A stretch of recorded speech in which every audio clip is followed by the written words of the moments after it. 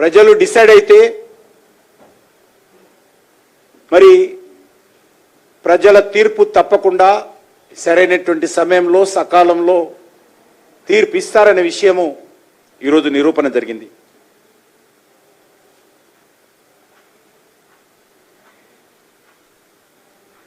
మరొకసారి కాంగ్రెస్ పార్టీ వైపు, కాంగ్రెస్ పార్టీ యొక్క దీనస్థితి వైపు కూడా చూస్తే ఈరోజు అందరికీ జాలి కలుగుతుంది. రాహుల్ గాంధీ ఆయన నాయకత్వం చేపట్టిన తర్వాత ఎన్నో ఓటమో ఈరోజు కంప్యూటర్ ద్వారా లెక్క పెట్టాల్సినటువంటి పరిస్థితి ఏర్పడింది. రాహుల్ గాంధీ నాయకత్వం పైన కాంగ్రెస్ పార్టీ కార్యకర్తలకే విశ్వాసం లేదు. ఇక దేశ ప్రజలు ఏ రకంగా విశ్వసిస్తారు? ఢిల్లీలో కాంగ్రెస్ పార్టీది డబుల్ హ్యాట్రిక్ డబుల్ డెక్ ఓటమి ఎదురైంది. 2014లో పెద్ద సున్నా, 2019లో పెద్ద సున్నా, 19లో 2024లో పెద్ద సున్నా. పార్లమెంట్ ఎన్నికల్లో అయితే ఒక సీటు కూడా గెలవలేదు.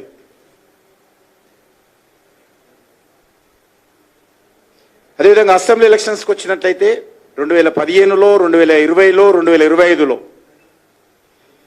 ఈ 3 అసెంబ్లీ ఎన్నికల్లో కూడా ఒక్క సీటు కూడా కాంగ్రెస్ పార్టీ గెలవలేదు.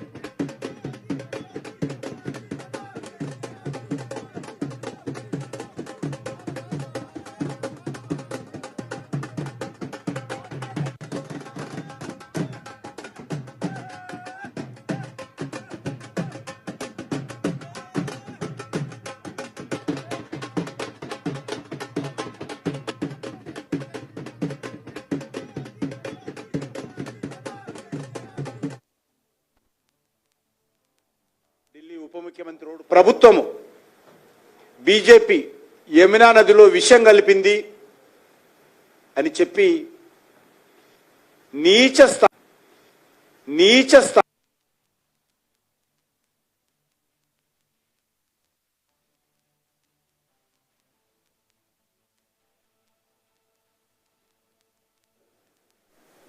ప్రజలు డిసైడ్ అయితే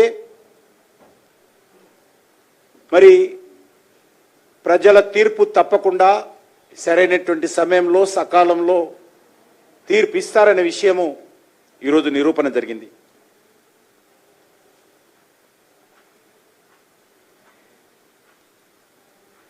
మరొకసారి కాంగ్రెస్ పార్టీ వైపు,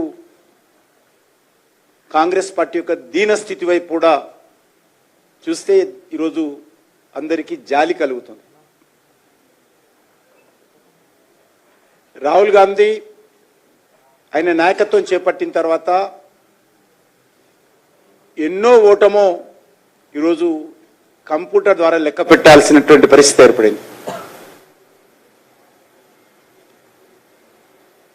రాహుల్ గాంధీ నాయకత్వం పైన కాంగ్రెస్ పార్టీ కార్యకర్తలకే విశ్వాసం లేదు. ఇక దేశ ప్రజలు ఏ రకంగా విశ్వసిస్తారు? ఢిల్లీలో కాంగ్రెస్ పార్టీది డబుల్ హ్యాట్రిక్ డబుల్ డెక్ ఓటమి ఎదురైంది.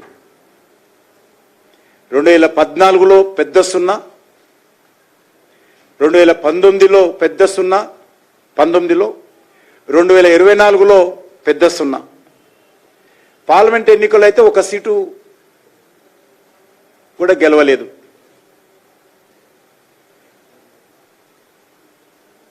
అదేవిధంగా అసెంబ్లీ ఎలక్షన్స్కి వచ్చినట్లయితే 2015లో, 2020లో, 2025లో ఈ 3 అసెంబ్లీ ఎన్నికల్లో కూడా ఒక్క సీటు కూడా కాంగ్రెస్ పార్టీ గెలవలే.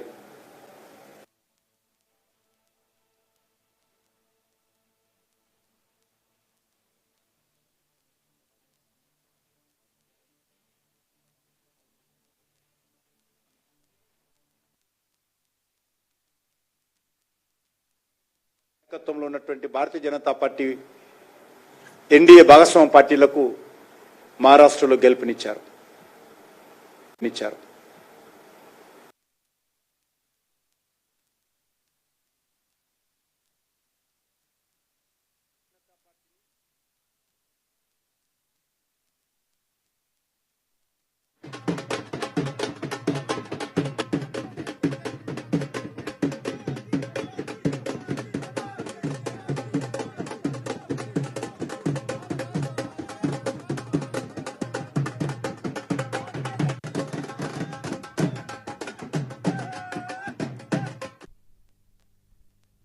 ఒక నీచమైనటువంటి కుంభకోణానికి పాల్పడి లిక్కర్ కేసులో జైలుకెళ్ళి ఏదో దేశ స్వాతంత్ర పోరాటం కోసం జైలుకెళ్ళినట్టు జైలు నుంచే పరిపాలన చేసినటువంటి దుర్మార్గపు ఆలోచనతో కేసీఆర్ మరి పనిచేయడం జరిగింది.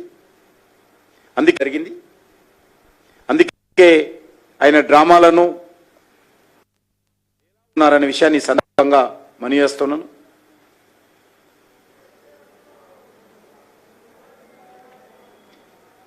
ఈ యొక్క 2024లో జరిగినటువంటి పార్లమెంట్ ఎన్నికల తర్వాత కూడా జరిగినటువంటి ఆల్మోస్ట్ అన్ని ఎన్నికల్లో కూడా బీజేపీ విజయం సాధిస్తూ ముందుకొచ్చింది.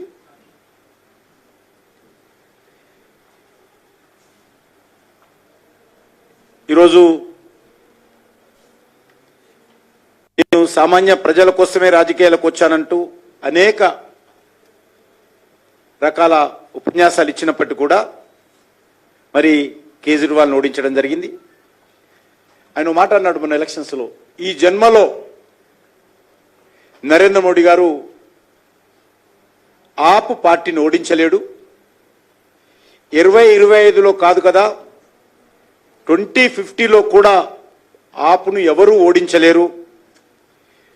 ఆప్ను ఓడించాలంటే నరేంద్ర మోడీ గారు మరో జన్మ ఎత్తాలి. ఇది అరవింద్ కేజ్రీవాల్ యొక్క ఉపన్యాసాలు.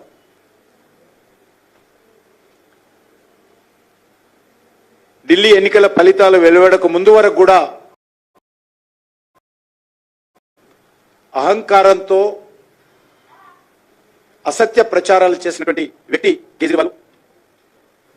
లిక్కర్ స్కామ్ కానీ, వాటర్ స్కామ్ కానీ,